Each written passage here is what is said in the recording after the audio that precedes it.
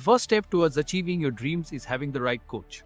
Get the best education with TADCOM Lab and make your AutoCAD 2D 3Ds Max dreams come true. Download the app now.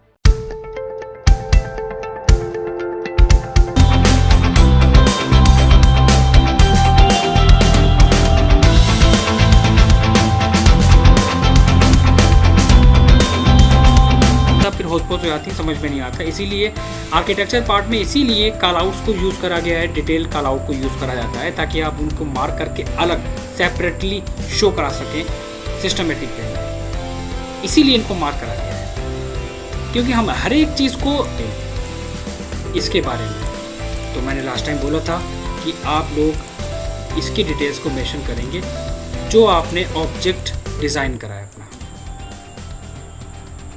Call out details बहुत important है। कभी कभी क्या होता है कि हम लोग कुछ मोल्डिंग्स वगैरह क्रिएट करते हैं फ्रंट एलिवेशंस में, सभी लोगों ने देखा होगा। अरे अब तो खैर, तो टाइप्स ऑफ बेड के नेम जब तक आपको उनको कैटेगरी, आपने बहुत सारे बेड के ये डिज़ाइन होता है। इसका फर्नीचर लेआउट डिज़ाइन करने के लिए हमारे पास सबसे पहले तो हमें एक प्रोसेस फॉलो करना होगा, वो ये कि जिस डिटेल पे काम करना है मुझे उस ड्राइंग को बाहर निकालना होगा। फर्नीचर लेआउट के लिए हमारे पास ओवरऑल जितनी भी इनर डायमेंशंस हैं, हम सारी इनर डायमेंशंस को सेलेक्ट सिमिलर करके और बाकी जो सेलेक्टेड हैं उनको डीसेलेक्ट करके डिलीट कर देंगे। फर्नीचर लेआउट का मतलब होता है कि ओवरऑल प्लानिंग के अंदर हर एक ऑब्जेक्ट को मेंशन करना, कहाँ पर क्या क्या ऑब्जेक्ट है, कहाँ पर WC है, कहाँ पर वैनिटी का पार्ट है। लेकिन मुझे इसमें काम क्या करना होता है कि आपको हर एक चीज़ को टैगिंग के साथ शो कराना होता है, हर एक टैग कहाँ पर क्या ऑब्जेक्ट मेंशन करा गया है। दूसरी इम्पॉर्टेंट चीज़ फर्नीचर लेआउट के लिए हमें चाहिए होता है क्या, एक कंप्लीट स्टैंडर्ड साइज़। हमारे पास एक कंप्लीट जो भी डिटेल्स पे हम काम कर रहे हैं उसकी पूरी इंफॉर्मेशन हमारे पास होनी चाहिए। इंफॉर्मेशंस मीन्स स्टैंडर्ड साइजेस से लेके हर एक चीज़ प्रॉपर वे में आनी चाहिए। हर एक फर्नीचर का और हर एक ऑब्जेक्ट का हमें प्रॉपर टैग लगाना पड़ेगा। जब हम फर्नीचर लेआउट पे काम करते हैं तो कंप्लीट इंफॉर्मेशंस को मेंशन करते हैं ताकि ईज़िली हम हर एक चीज़ को एक्सप्लेन कर सकें। तो फर्नीचर लेआउट हम स्टार्ट करते हैं। लाइक अगर हमारे पास कोई वॉशरूम है, ठीक है, मुझे वॉशरूम डिज़ाइन करना है, तो वॉशरूम डिज़ाइन करना है तो मुझे पहले से ही डिसाइड करना पड़ेगा कि वॉशरूम में हम क्या क्या ऑब्जेक्ट्स मेंशन कर सकते हैं। दूसरा पॉइंट ये है कि हमको कैट ब्लॉक का यूज़ नहीं करना है, जो हम पहले भी डिस्कस कर चुके हैं।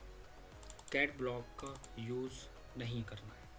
आपके पास जितने भी बेड, सोफ़ा, चेयर, जो भी फर्नीचर्स आइटम होंगे हम उनको यूज़ नहीं करेंगे।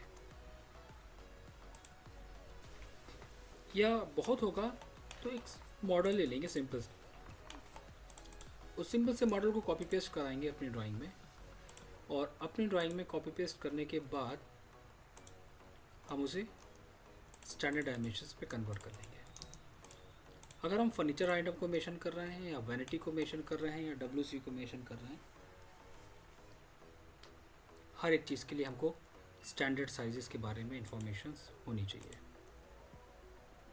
ये पार्ट बहुत इम्पॉर्टेंट होता है, इसलिए हमको बहुत ही सोच समझ के डिज़ाइन करना है ताकि इंटीरियर में हमको प्रॉब्लम फेस ना करना पड़े। शॉवर एरिया कहाँ पर है, कौन सा वॉशरूम का पार्ट है आपका, इस शॉवर एरिया में आपको क्या देना है, मुझे यहाँ पर एक पार्टीशन देना है ग्लास का, आप उस ग्लास पार्टीशंस को वहाँ पर मेंशन करेंगे। शॉवर एरिया कहाँ पर है, आप शॉवर का टैग यूज़ कर सकते हैं, कोई इशू नहीं है, कोई दिक्कत नहीं, आप वहाँ पर टैग दे सकते हैं। बट हर एक चीज़ को पहले से डिसाइड करके चलना पड़ेगा ताकि बाद में हमें प्रॉब्लम्स क्रिएट ना हो।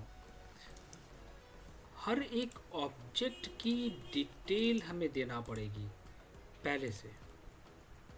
टॉवर रेल कहाँ पर है वो मेंशन करो, WC कहाँ दे रहे हो, पहले से चीज़ों को डिसाइड कर लो। क्यों?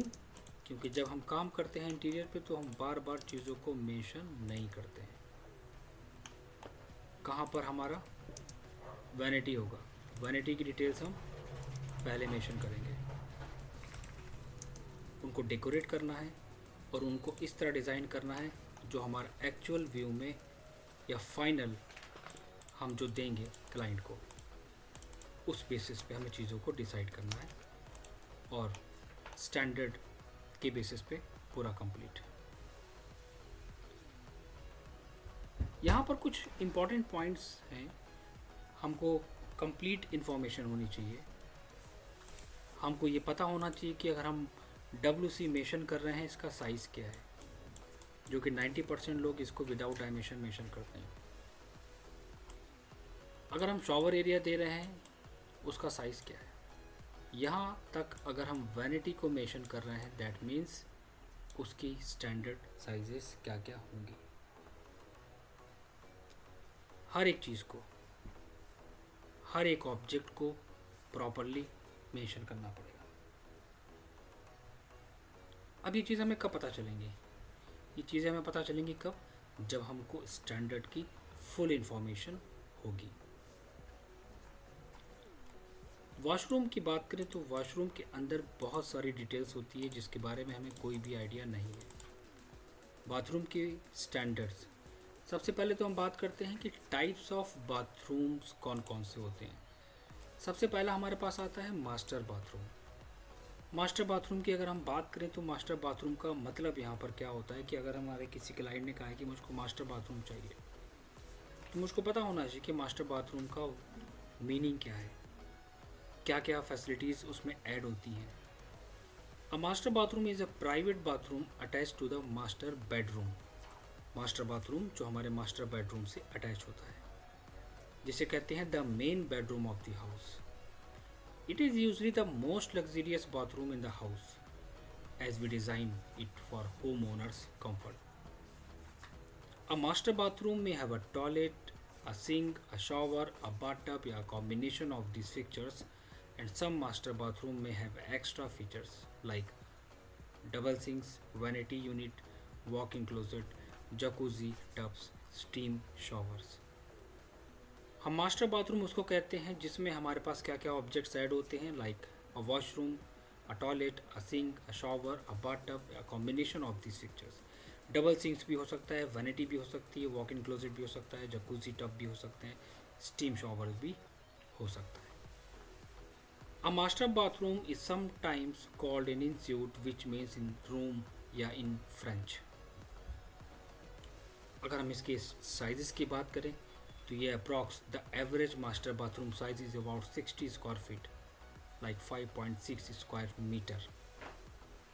40 तक हम लेके जा सकते हैं for a small master bathroom. Small master bathroom अगर हमें मेंशन करना है, से लेके 160 स्क्वायर फीट तक हम लेके जा सकते हैं, जिसे लग्जरियस में काउंट करा जाता है।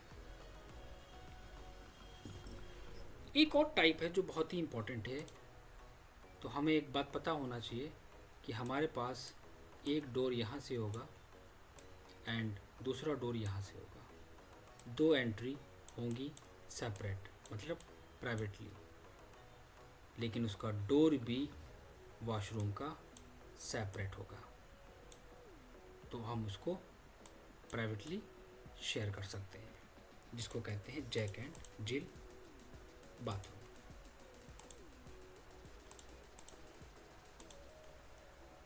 हमको पता होना चाहिए टॉयलेट क्लियरेंस के बारे में। मुझे कैसे मालूम चलेगा कि मुझे WC के पास कितना स्पेस छोड़ना चाहिए? मुझे कैसे पता चलेगा कि इसके फ्रंट में कितना स्पेस होना चाहिए? मुझे कैसे मालूम चलेगा कि WC के लेफ़्ट और WC के राइट में कितना गैप होना चाहिए? हमको ये भी इंफॉर्मेशन होनी चाहिए कि हमारे शॉवर एरिया कितनी हाइट पे यूज़ करा जाता है, उस हाइट की इंफॉर्मेशन होनी चाहिए। ये सारी चीज़ें हमारी आती हैं एक स्टैंडर्ड के फॉर्म में। पहला पॉइंट है the standard toilet height is 15 inches approx 38 centimetres from the floor to the top of the seat. The standard toilet width होती है approx 18 inches. The standard toilet length होती है 27 टू 30 इंचेस। बाकी बहुत सारी कंपनीज के अपने अलग अलग प्रोडक्ट्स हैं, उनके अलग अलग साइजेस हैं। Toilet clearance is the smallest space needed around a toilet for comfortable access. The standard toilet clearance कितना होना चाहिए? 15 inches from the center of the toilet bowl to the nearest wall या adjacent, and it is 21 inches from the front of the toilet to the nearest wall या object। अगर मैं इसकी बात करूं तो हम एग्जाम्पल में एक्सप्लेन कर सकते हैं। यहाँ पर हमारे पास कितना स्पेस होना चाहिए, राइट में कितना स्पेस होना चाहिए, फ्रंट में कितना स्पेस होना चाहिए, इसके बारे में हमें पूरा कंप्लीट आइडिया होना चाहिए। बी का मतलब है यहाँ पर बी और सी हमें छोड़ना है 12 इंचेस अप्रॉक्स 1 फीट। डी का मतलब है यहाँ पर हमारे पास आना चाहिए कितना, यहाँ पर 12 इंचेस। सेंटीमीटर में बात करूँ 13.5 61 मिनिमम सेंटीमीटर्स अप्रॉक्स 1 फीट से लेके 1.5 डेढ़ फीट तक हम फॉलो कर सकते हैं डिपेंडिंग ऑन द एरिया। एक कंफर्टेबल 1 से 1.5 फीट के बीच में गैप होना चाहिए ताकि चीज़ों को हम परफेक्टली यूज़ कर सकें। शॉवर के बारे में हमको आइडिया होना चाहिए। द स्टैंडर्ड शॉवर हाइट कितनी होती है? 72 इंचेस मीन्स 6 से 6.5 फीट तक from the floor to the top of the shower के हेड तक। द स्टैंडर्ड शॉवर की विड्थ होती है 36 inches. There are also smaller model that are 32 inches. बाकी मॉडल्स के ऊपर डिपेंड करता है, वो कैटलॉग के बेसिस पे हम ले लेते हैं। मुझे पता होना चाहिए कि द स्टैंडर्ड शॉवर क्लियरेंस कितना होना चाहिए? 24 inches from the shower edge to the nearest wall या फिक्चर्स। कम से कम 2 फीट तक रखना है हमें। वैनिटी के बारे में आपको कंप्लीट इन्फॉर्मेशन होनी चाहिए, आपको पता होना चाहिए वैनिटी के बारे में। Vanities are multi functional bathroom fixture that provide storage, counter space and sink. Vanity एक ऐसा पार्ट होता है जहाँ पर हम बहुत सारी चीज़ों को स्टोर कर सकते हैं, यूज़ कर सकते हैं। कैबिनेट देके, पार्टीशन देके, टॉवल्स वगैरह मेशन वहाँ पर यूज़ कर सकते हैं हम लोग स्टोरेज में, सोप दे सकते हैं, बहुत सारे अदर आइटम्स होते हैं। ये and depth should be approx 16 inches तक ले सकते हैं, मैक्सिमम 18 इंचेस तक जा सकती है, स्टैंडर्ड है। अगर हम वार्डरोब मेशन कर रहे हैं तो wardrobe the maximum width of hinge wardrobe panels varies between 18 and 24 inches. The depth of the wardrobe should be at least 24 inches and its height should match the lintel level of the door, which is usually 7 feet. Full height wardrobe touch the ceiling. Allow a clearance of 36 to 48 inches in front of the wardrobe. Wardrobe mason करने के बाद कितना space बचना चाहिए ताकि properly हम use कर सकें? कम से कम 3 से 4 फीट तक, क्योंकि वो भी डिपेंड करेगा हमारा depending on its panel size, so that there is enough space for circulation even if the wardrobe shutters are open. TV की डिस्टेंस और भी बहुत सारे हमारे पास चीज़ें हैं, उनके बारे में हमें जब तक नहीं पता होगा हम नहीं मेंशन कर सकते। मैंने नोट्स में पढ़ा था कि यहाँ का जो गैप है वो कितना होना चाहिए? 36 टू 48 इंचेस, 3 से 4 फीट। अगर हम सही हैं और अगर हम क्लाइंट के प्रोजेक्ट पे काम कर रहे हैं तो ये स्पेस हमारा उतना आना चाहिए। और अगर हम इसको मेज़र करेंगे तो हम चेक कर लेते हैं, आ गया 3 फीट। तो ये होता है स्टैंडर्ड जो हम हर प्रोजेक्ट में यूज़ कर सकते हैं। बाकी चीज़ें अप एंड डाउन वेरीज हो सकती हैं, चेंजेस हो सकते हैं साइजेस में, वो कोई इशू नहीं है, बट स्टैंडर्ड के बारे में आइडिया होना चाहिए। तो आप यहाँ पर मेंशन कर रहे हो वॉशरूम, आपने वॉशरूम में क्या क्या चीज़ें मेंशन करी है? शॉवर एरिया आपने वहाँ पर मेंशन करा है, वैनिटी आपका कहाँ पर है, आपने वैनिटी को मेंशन करा है। आपको पता होना चाहिए कि आप जो चीज़ें मेंशन कर रहे हो वो सारी स्टैंडर्ड है या नहीं है, फुल इंफॉर्मेशन होनी चाहिए। आप बेड डिज़ाइन कर रहे हो, नोट्स के बेसिस पे आप बेड को डिज़ाइन करो टैग के साथ। कहाँ पर क्या ऑब्जेक्ट है उसको टैगिंग के साथ दो। बेड साइड टेबल मेंशन करनी है, आप कंप्लीटली डिज़ाइन करेंगे। ब्लॉक का यूज़ कोई नहीं करेगा, फर्नीचर लेआउट का टास्क हमें चाहिए होगा इसके बाद कंप्लीट ड्राइंग के साथ, तो आप ब्लॉक का यूज़ नहीं करेंगे। हर एक चीज़ को डिटेल्ड में डिज़ाइन करेंगे। बेड को मेंशन करना है। अगर आप बहुत ज़्यादा कुछ करना चाहते हो तो आप क्या कर सकते हो, यह हम एक एग्जांपल ले लेते हैं। आपने कहा कि मैं बेड मेंशन करना चाहता हूँ क्योंकि ये एक फर्नीचर लेआउट का पार्ट है, तो मैं चाहता हूँ फर्नीचर लेआउट में बेड हमारा थोड़ा सा डेकोरेटिव होना चाहिए। ठीक है, आप डेकोरेटिव तो दे सकते हो बट ज़्यादा डेकोरेटिव नहीं होना चाहिए। डेकोरेटिव सेंस मीन्स आपको वही डिज़ाइन चूज़ करना है जो आपने सेलेक्ट करा है अपनी प्रोजेक्ट के लिए, अपने क्लाइंट के लिए। तो इसका मतलब ये नहीं हुआ यहाँ पर कि मैं जो डिज़ाइन निकालने जा रहा हूँ वो डिज़ाइन मैं सिर्फ रैंडम मेंशन कर दूँगा और बोल दूँगा एज़ पर सिलेक्शन, बाकी चीज़ें हम बाद में देखेंगे। ये चीज़ गलत है। मैंने डिसाइड करा कि मैं इस वाले ऑब्जेक्ट को मेंशन करूँगा। ये चीज़ मैंने कॉपी पेस्ट करा और स्केल कर लिया। सबसे पहले तो हम क्या करेंगे, एक रेफरेंस लेंगे, एक लाइन ड्रॉ करेंगे,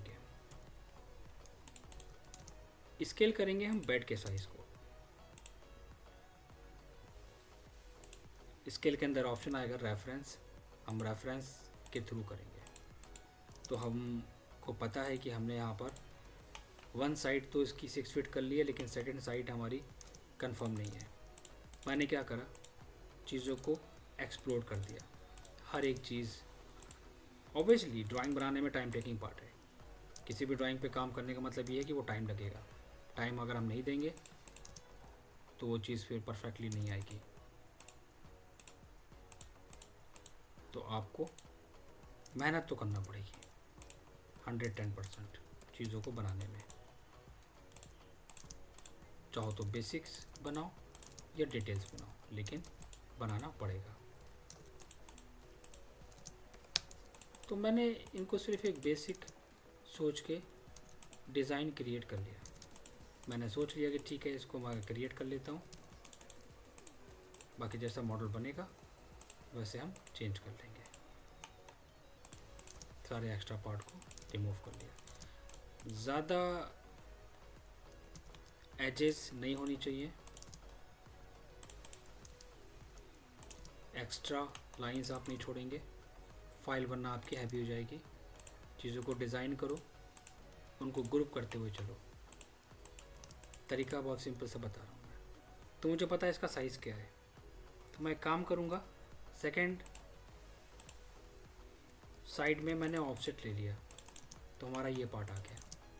अब मैं कंफर्म दूँ कि ये चीज़ हमारी बिल्कुल स्टैंडर्ड के बेसिस पे बनी है।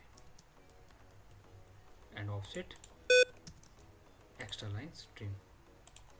काम करने का तरीका यही होता है कि आपके पास चीज़ें बिल्कुल वही होनी चाहिए जो आप सामने वाले को दे रहे हैं। ये हमारे साइड टेबल्स हैं, इस पे हमारे लैंप्स वगैरह दिए हैं, इनको हम ग्रुप कर लेंगे। ये ऑब्जेक्ट है हमारा, हम इसको बाहर निकाल लेंगे ग्रुप करके, और इनको हम बाहर मूव करा लेंगे। ज़्यादा डेकोरेटिव चीज़ें देने की ज़रूरत नहीं है। आप इनको एक्स्ट्रा ऑब्जेक्ट को हटा दो, क्योंकि जितने डेकोरेटिव आइटम्स दोगे फाइल उतनी आपकी हैवी होगी और काम करने में आपको उतनी ही प्रॉब्लम्स क्रिएट होगी। साइड टेबल्स हमें नहीं चाहिए, क्योंकि मैंने बोला था कि साइड टेबल्स हम नहीं यूज़ कर सकते। तो साइड टेबल्स का जो डिज़ाइन है, प्लान है, वो मैंने स्टैंडर्ड डायमेंशंस के बेसिस पे ले लिया। जो भी हमने पढ़ी थी। ब्लॉक्स यूज़ करूँगा बट बहुत ही सिंपल। कॉपी कर दूंगा सेकेंड साइड में। इनको प्लेस करना चाहते हो कोई बात नहीं, आप प्लेस कर सकते हो, बट मैंने बोला था स्टैंडर्ड होनी चाहिए। इन ऑब्जेक्ट को मेंशन करना ठीक है, आप कर सकते हो, क्योंकि मेन ऑब्जेक्ट हमारा स्टैंडर्ड पे कन्वर्ट होना चाहिए, बाकी से मुझे मतलब नहीं है। ठीक है, इसको डिलीट करके मैं एक ऑफसेट ले लेता हूँ और एक हैचिंग करूँगा। कौन सी? क्रॉस के नाम से। थोड़ा सा डेकोरेटिव की अगर यहाँ पर बात आई है तो मैं यहाँ पर एक्सप्लेन कर रहा हूँ कि डेकोरेट कैसे करना है ट्रांसपेरेंसी के साथ। ये मेरा मॉडल बन गया कंप्लीट स्टैंडर्ड के बेसिस पे। कलर इफेक्ट वगैरह आपको चेंज करने हैं, ठीक है, आप चेंज कर सकते हो, कोई इशू नहीं है, क्योंकि एक बार तो आपको मेहनत करनी पड़ेगी ब्लॉक्स को क्रिएट करने में, तभी आप अपने प्रोजेक्ट में उसको यूज़ कर सकते हैं। आप डिसाइड कर लो कि आप फर्नीचर्स का क्या क्या कलर्स देना चाहते हो। मैं इसीलिए बोलता हूँ डिटेल ड्राइंग पे काम करने का मतलब है it's a time taking part. अगर हम 1 बाय 1 प्रोजेक्ट को काम कंप्लीट करते हुए चलेंगे तो बर्डन नहीं होगा। मैं पूरे ऑब्जेक्ट को ग्रुप कर लूँगा। अब मैं उसको मेंशन करूँगा कहाँ पर है। मैंने एग्जांपल लिया, मेरे पास ये टैग है, हम इन टैग को मेंशन करेंगे वहाँ पर। सेलेक्ट एंड मूव, मेरे पास ये टैग है, सेलेक्ट एंड रोटेट।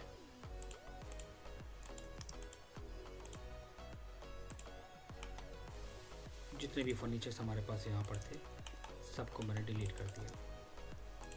तरीका क्या होता है, क्या वे है काम करने का, वो चीज़ मैं एक्सप्लेन कर रहा हूँ। पूरे मॉडल को सेलेक्ट करा हमने एंड मूव।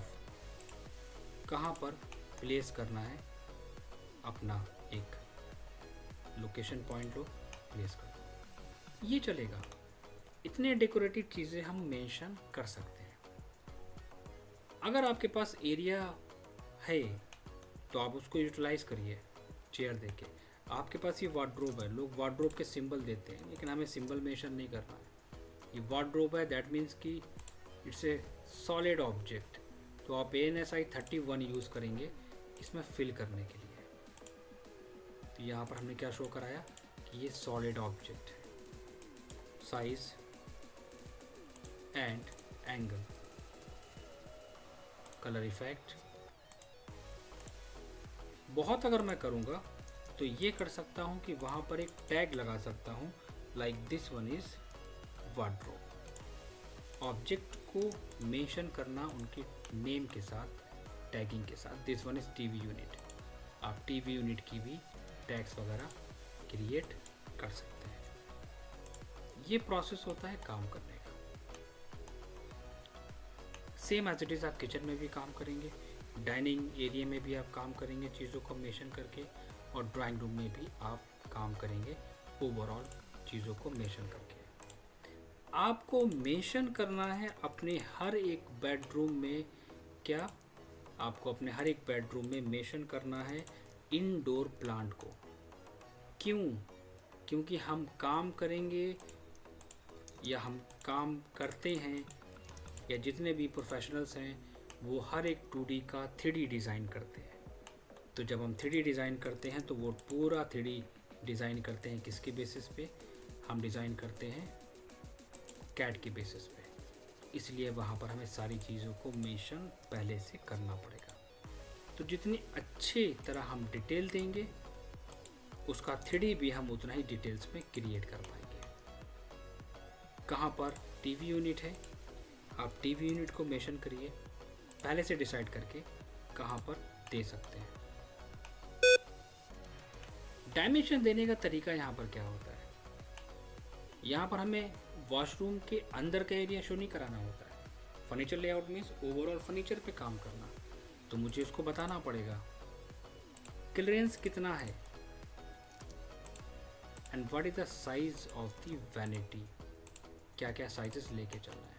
तो यहाँ पर आप एक काम करो, अगर आपको लग रहा है कि साइज़ इनकी जो फॉन्ट है वो बहुत बड़े हैं, तो आप डायमेंशन को सेलेक्ट करके CH एंटर करो और वहाँ पर आप चेंज कर लो दोनों साइजेस को और उन्हीं को आप मैच करा लो इस वाले से। फर्नीचर लेआउट में हमें ज़रूरत है किस चीज़ की, कि हमारे पास स्पेस कितना बच रहा है, बेड के पास मेरे पास स्पेस कितना बच रहा है, वार्डरोब के पास कितना स्पेस बच रहा है, वार्डरोब का साइज आपने कितना लिया है, दिस वन इज इम्पोर्टेंट। तो ओवरऑल फर्नीचर्स की इंफॉर्मेशन हमें देनी है अपनी ड्राइंग में, तो ये इम्पोर्टेंट है पार्ट। और यहाँ तक हम ये भी मेंशन करेंगे हमने साइजेस क्या क्या लिए हैं बेड के साइड टेबल्स के। ये तरीका होता है डिटेल्स को मेंशन करने का। किसी ने मुझसे पूछा टीवी यूनिट का साइज़ आपने वहाँ पर क्या दिया है, तो मैं उसको प्रॉपरली वहाँ पर शो करा सकूँ। किचन सिंक भी स्टैंडर्ड्स में आते हैं। किचन काउंटर टॉप आपने क्या मेंशन करा है, डाइनिंग टेबल का ओवरऑल साइज़ आपने क्या लिया है, उसकी गिलास टेबल है तो उसका साइज़ कितना है, फर्नीचर्स के ओवरऑल साइजेस आपने कितने लिए हैं, कितना स्पेस हमारे पास बच रहा है ऑब्जेक्ट्स को मेंशन करने के बाद, कि अगर हमें इन केस वहाँ पर कुछ और ऑब्जेक्ट को मेंशन करना पड़ा तो हम प्रॉपरली मेंशन कर सकेंगे। मुझे पता होना चाहिए कितना स्पेस है। क्यों? अगर हमें किसी वॉल को डेकोर करना हुआ तो हम ईज़िली उस वॉल को डेकोर कर सकें। या अगर मुझसे किसी ने पूछ लिया आपके पास कितना स्पेस है यहाँ पर, ताकि आप वहाँ पर कुछ स्टडी टेबल्स वगैरह एक्स्ट्रा फीचर्स ऐड कर सकें फर्नीचर्स का, तो ओवरऑल जितनी भी डिटेल है वो हमारी इस तरह डिज़ाइन करी जाएगी। वैनिटी के बारे में हमको आइडिया नहीं है, ठीक है। आपको अगर वैनिटी के बारे में आइडिया नहीं है तो मैं वैनिटीज़ की कुछ कैटलॉग शेयर करूँगा। क्यों? क्योंकि वहाँ पर आपको ओवरऑल हर एक इंफॉर्मेशन मिलेगी। किसी को नहीं पता होता है वैनिटी के बारे में कि उसके साइजेस क्या हैं।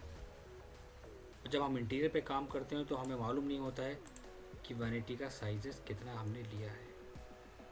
तो यहाँ पर आपको क्या मिलेगा, यहाँ पर आपको मिलेंगी हर एक चीज़, उनकी complete details, material finish, code, price, company name, everything. इससे काम हमारा इजी होगा और चीज़ों को हम इजीली मार्केट से परचेज कर सकते हैं। रैंडम हमेशा वही लोग देते हैं जिनकी आदत पड़ चुकी है विदाउट एनी बेस काम करने की, चाहे वो बिगनर हो चाहे वो प्रोफेशनल हो, सबके साथ है। आपने मेंशन करा है 1 ड्रॉर वैनिटी, इसका साइज़ होगा 600, ड्रॉर साइज 564। देखने में कैसा होता है, दिस वन, इस तरह। एंड मटेरियल फिनिश, अगर आपने कुछ ये वैनिटी लिया है तो यहाँ पर क्या वैनिटीज़, इसके नेम है, ये अलग अलग वैनिटीज़ के नेम, उन वैनिटीज़ की इंफॉर्मेशंस, एडिसन वैनिटीज़, अलग अलग टाइप्स, अलग अलग नेम, उनके स्टैंडर्ड। आपको काम करना है किस पे, बाथरूम के। मैंने बोला था कि अगर आप WC मेंशन कर रहे हो तो WC की फुल इंफॉर्मेशन दो। कहाँ मिलेगी, क्या मिलेगा, साइज, कलर, फिनिश, एवरीथिंग।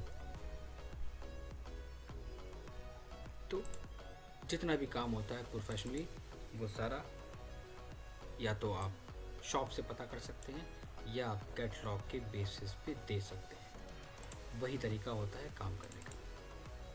और फर्नीचर लेआउट हमारे इंटीरियर के लिए बहुत ही इम्पॉर्टेंट ड्राइंग होती है। आपको नहीं पता WC की हाइट कितनी होती है, हम कौन सा WC कहाँ पर मेंशन करेंगे। अगर आपको एरिया कंफर्म है तो आप साइजेस यहाँ से ले सकते हैं।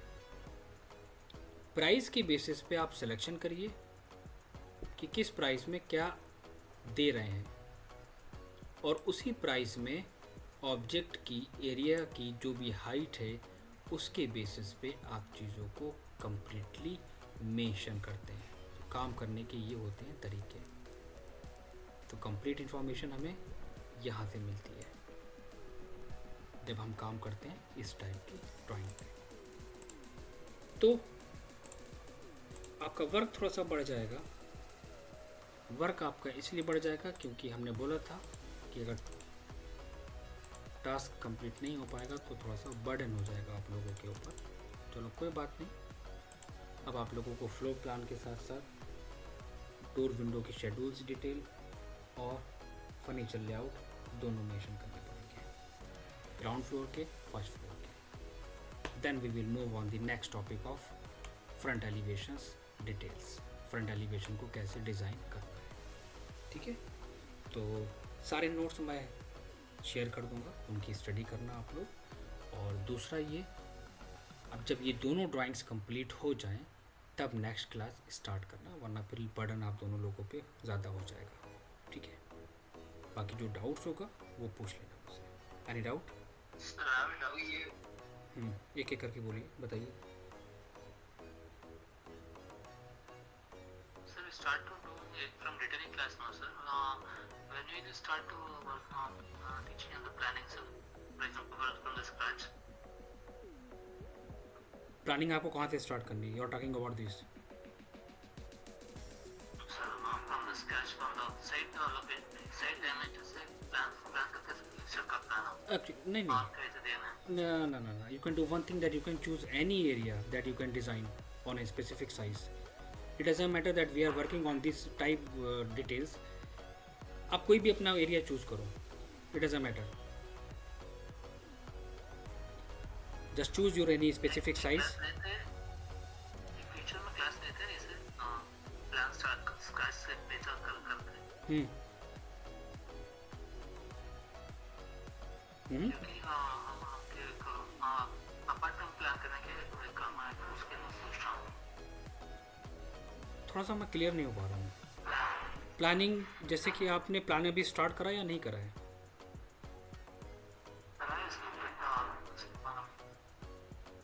ठीक है। आपको प्लानिंग की क्लास कब दे? अच्छा, लेता हूँ